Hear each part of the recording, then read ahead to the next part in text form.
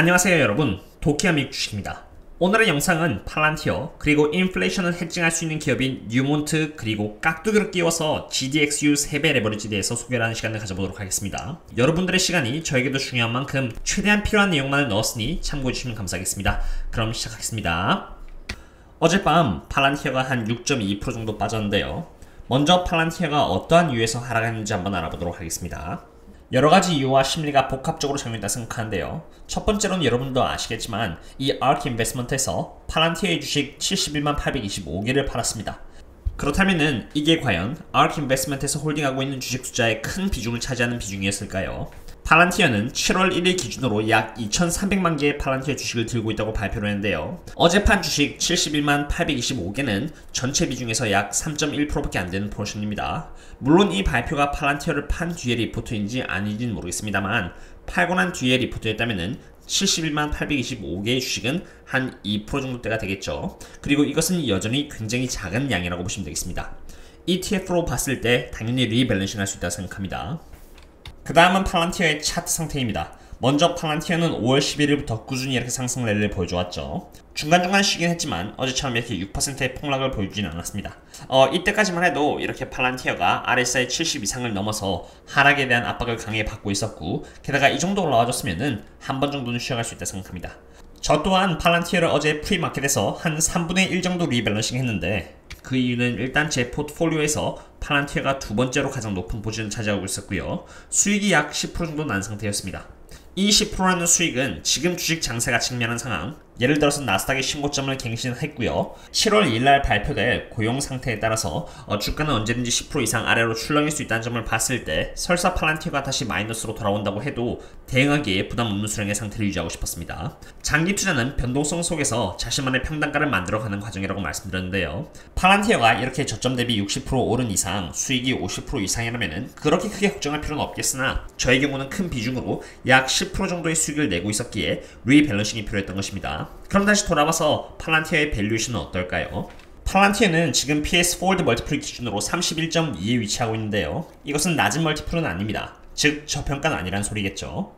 팔란티어는 피스칼 이어 2021년 기준으로 연 매출 성장률 35.59% 정도를 성장할 것으로 예측이 되고 있는데요. 저는 개인적으로 팔란티어가 2021년 기준으로 1.48 빌리언 달러가 아니라 1.5 빌리언 달러의 매출액을 갱신할 것으로 생각하고 있고요. 팔란티어가 2021년 1분기 49% 정도의 매출액 성장률을 보여준 것으로 기억하고 있는데, 이러한 모습을 꾸준히 보여준다면 1.5 빌리언 달러의 매출액은 충분히 가능하며 지금과 같은 PS 멀티플은 유지될 수 있다고 생각합니다.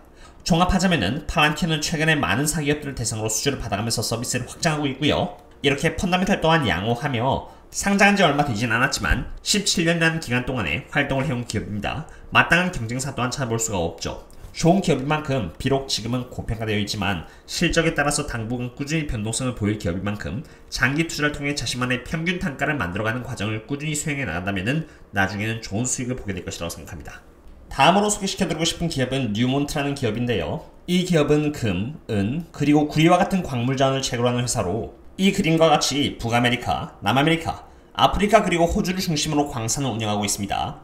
7개 이상의 광산이 월드클래스급 자산을 보유하고 있으며 여기서 뉴몬트가 채굴할 수 있는 금의 양은 94밀리언 온스로 금광산업에서 가장 많은 금을 보유하고 있는 기업이라고 보시면 됩니다. 제가 오늘 금광산업 관련 기업을 소개시켜드리는 이유는 바로 이 인플레이션 해칭을 위함입니다.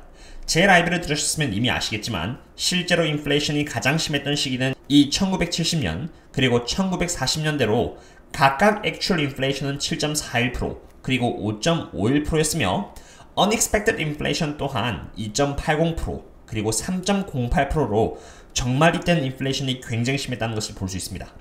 2010년도에 인플레이션이 약 1.76 정도로 왔다는 것을 볼 수 있지만 unexpected inflation은 0.38 마이너스 정도로 예상했던 것보다 크게 인플레이션이 오지 않았다는 것을 말해주고 있습니다. 연준이 지금 보시는 것처럼 가장 높은 밸런스를 유지하고 있는 상황에서 2010년 상황의 인플레이션을 기준으로 해서 비교한다는 것은 조금 덜 보수적인 해석이지 않을까 싶네요. 그렇다면은 1970년대가 가장 심한 인플레이션이 왔다는 것을 파악했으니 인플레이션 인디케이터는 무엇이라고 할 수 있을까요? 이미 아시는 분들은 아시겠지만 인플레이션은 여기 CPI와 PPI가 가장 높을 때 찾아온다는 것을 발견할 수 있습니다. 실제로 1970년도에는 CPI가 7.09%로 역사상 가장 높았다는 것을 볼 수 있겠죠. 이쯤 되면 궁금하실 겁니다. 과연 지금 right now 기준으로 CPI 인디케이터는 몇 퍼센트를 지목하고 있는지 말이죠. 지금은 4.99%로 약 5% 정도가 되겠습니다. 예전에는 연준 쪽에서 2% 정도의 인플레이션을 목표로 하고 있다고 했는데요. 2011년의 기사를 보시면요. 연준은 2%를 목표로 하고 있다고 했고 그 문장에다가 평균이라는 단어를 넣었습니다. 그리고 이렇게 평균을 단어를 넣음으로써 이렇게 CPI 지수가 5% 가까이 폭등하고 있다는 것을 용인할 수 있게 되는 것입니다. 참고로 말씀드리자면은 지난해 2020년 초에 코로나가 왔을 때 CPI 지수는 이렇게 크게 폭락한 모습을 보여주고 있습니다. 그러면은 코로나라는 기간을 시작으로 해서 이렇게 평균을 잡아버리면은 비록 인플레이션 지수는 벌써 5%에 다가섰지만 평균은 2%가 안되는 약 1.7% 정도의 CPI가 잡히는 것이고 CPI가 조금 더 오를 수 있는 것을 용인할 수 있게 되는 것이죠. 이렇게 5%의 CPI 지수를 기록하고 있는데 실화나 조나 결국은 정상 범위로 돌려놔야 합니다. 이것을 돌리려면 금리를 높이거나 아니면 돈을 찍어내는 것을 멈추고 연준 시스템으로 천천히 다시 재편성하는 것이죠. 돈을 찍어내는 것을 멈추고 연준 시스템으로 다시 돌려놓는다는 것을 말하는 것은 제가 이렇게 보여드린 이 연준의 밸런스시트이 다시 줄어들게 하는 것을 의미합니다. 참고로 이 그림은 Federal Reserve Balance Sheet as Percentage of the GDP인데요. 실제로 2008년도에 Global Financial Crisis가 터졌죠. 무너지는 경기를 부양하기 위해서 연준은 돈을 찍어냈고요. 연준의 밸런스시트는 GDP 대비해서 큰 폭으로 상승하는 모습을 이렇게 보여주었습니다. 그리고 인플레이션을 줄이기 위해서 연준은 다시 돈을 연준 시스템으로 끌어들였고요. 그 과정에서 3년에서 4년에 걸쳐서 천천히, 아주 천천히 돈을 다시 끌어들였습니다. 그럼 지금은 어떨까요? 코로나19로 인해서 똑같은 상황이 벌어졌고요. 리만 브라더스 사태인 글로벌 파이낸셜 크라이시스 때보다 더 높은 기울기로 빠르게 연준의 밸런스시트이 상승했다는 것을 볼 수 있습니다. 과거에는 연준의 밸런스시트를 줄이는데 약 3년에서 4년이 걸렸지만 지금의 사이즈로 봤을 때 잘못하면 10년 가까이 걸릴 수도 있겠습니다. 그럼 논리적으로 생각했을 때 인플레이션의 측면에 있다는 것은 알겠는데 그럼 우리는 어떻게 대응해야 하느냐라는 부분이겠죠. 이 그림 또한 제가 라이브 멤버들과 멤버십 회원들을 통해서 종종 보여드렸던 그림인데요. 여기 보시면 인플레이션이 가장 심했던 시기인 1970년대 금의 가격은 굉장히 가파르게 솟구쳤다는 것을 볼 수 있습니다. 그리고 2008년도인 글로벌 파이낸셜 크라이시스 때도 금의 가격은 이렇게 크게 올랐다는 것을 볼 수 있으시죠. 바로 그러한 이유에서 인플레이션을 해지하는 데 적합한 기업이라고 할 수 있는 이 뉴몬트 코퍼레이션을 들고 왔습니다. 뉴몬트 기업을 소개하기에 앞서서 인플레이션에 대해서 꽤나 오래 설명을 드렸는데요. 다시 본론으로 돌아오자면은 뉴몬트의 펀더멘털은 좋은 흐름을 보여주고 있다는 것을 보실 수 있습니다. 매출액은 이렇게 꾸준히 그리고 천천히 우상향을 하고 있다는 것을 볼 수 있고요. 매출액에서 이 원가 비용을 빼면 나오는 이 그로스 프로핏인 매출 총이익 또한 이렇게 우상향을 해주고 있죠. 거기다가 영업이익은 지금 플러스 상태로 천천히 높은 부분을 보여주고 있고요. 순이익 또한 이렇게 좋은 모습을 최근에 보여주고 있습니다. 그리고 그로스 마진과 프로핏 마진을 보도록 할 텐데요. 먼저 그로스 마진은 만들어내는 이 매출 총이익, 그로스 프로핏을 매출액 대비해서 보여주는 지표로 56.60%는 매출액에서 원가 비용을 뺀 매출 총이익이 매출액 대비 56% 남았다는 것을 의미합니다. 그만큼 원가 비용을 잘 컨트롤해주고 있다는 것을 의미하고요. 여기 프로핏 마진은 순이익률인데 이것은 순이익을 매출액 대비해서 보여주는 지표로 19.50%를 보여주고 있습니다. 사업을 하고 떼고 다 뗐을 때 남은 돈이 약 20% 정도 남는다는 것을 보여주고요. 아마존의 프로핏 마진이 10%가 안 된다는 것을 봤을 때 얼마나 사업 수익성이 높으며 전통 가치주의 영역에 왔다는 것을 보여주는 부분입니다.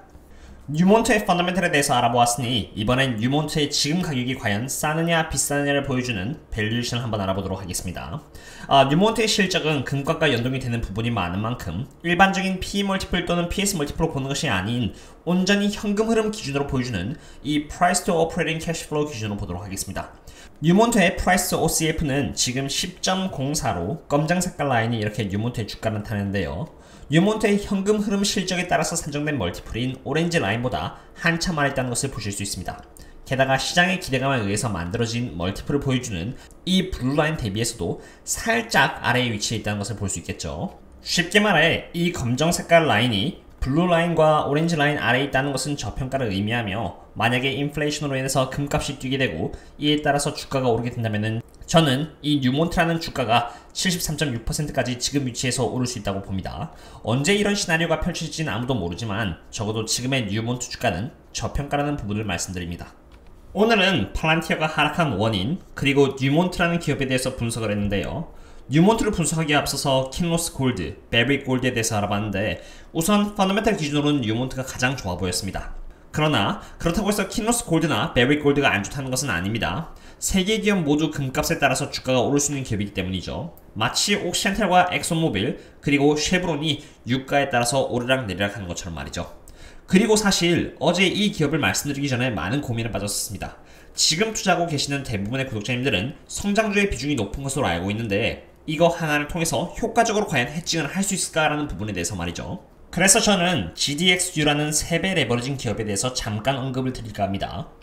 이것은 양날의 칼이라고도 할 수 있는데 제가 이 기업에 대해서 말씀드린 이유는 하나의 기업 가지고는 많은 성장주들의 하락에 대해서 효과적으로 해칭을 하기 힘들 것이라고 생각했기 때문입니다. 지금 GDXU의 주가를 보시면은 테이퍼링을 하기에는 아직 멀었다는 연준 의장의 말과 함께 이렇게 올라갔던 금값은 크게 하락세를 보여줬고요. GDXU는 고점 대비 약 한 60%에서 70% 가까이 하락한 상태입니다. 그만큼 위험한 투자임에는 분명하다는 것을 보여주고 있죠. 그리고 지금은 다시 쌍바닥을 그려주면서 횡보를 하고 있는 상태이고요. 차트를 잠깐 봤으니 GDXU가 ETN인 만큼 어떤 것을 홀딩하고 있는지 볼까요? GDXU는 글로벌 마이너 ETF인 이 GDX ETF의 72.59%의 지분을 갖고 있는 상태입니다. 그렇다면 당연히 GDX ETF는 어떤 기업을 많이 들고 있는지 봐야 되겠죠. 그 중에서도 가장 큰 지분을 뉴몬트와 그리고 베릭 골드 쪽에서 투자를 해놓은 상태이네요. 즉 뉴몬트와 베릭 골드의 주가가 오른다면은 GDX ETF는 상승하게 되는 것이고요. GDX ETF가 오르면은 GDXU 또한 3배로 상승하게 된다는 것을 의미하게 됩니다. 저 또한 성장주의 포션이 7대3 비율로 여전히 높은 만큼 최대한 효과적으로 해칭을 하기 위해서 GDX에 약 600만 대군 정도로 투입한 상태이고요. GDXU가 갖고 있는 리스크를 생각해서 그 이상으로 넣지는 않았습니다. GDXU 말고도 뉴몬트 그리고 1배 레버리지인 GDX에 대해서도 설명을 드렸으니까 어떤 걸 투자할지에 대한 선택은 맡기도록 하겠습니다. 참고로 제 구독자 중에서 제가 영상을 만드는 도중 SPDR, GLD에 대해서도 물어보셨는데 GLD는 보시는 바와 같이 100%의 지분을 금에 투자하고 있는 ETF입니다. 즉 금을 캐는 기업에 투자를 하는 것이 아니라 금값 자체에 투자를 하고 싶으시다면 SPDR, GLD에 투자하시면 되겠죠. 금값이 오르면 GLD 또한 그대로 상승을 한다라고 보시면 되겠습니다. 오늘의 분석은 여기까지 하도록 하고요. 그럼 다음에 또 다른 기업 분석과 함께 찾아뵙도록 하겠습니다. 그럼 또 다음에 만나요. See you later.